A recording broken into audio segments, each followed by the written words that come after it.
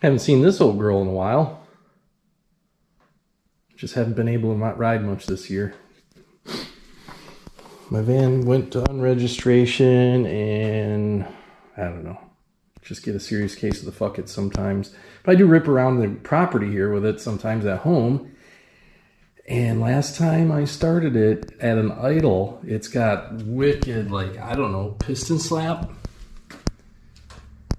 And I even thought about starting it for you guys today, but I'm not gonna jinx it. What we're gonna do is pull the engine out and do some diagnostics. So let's do it.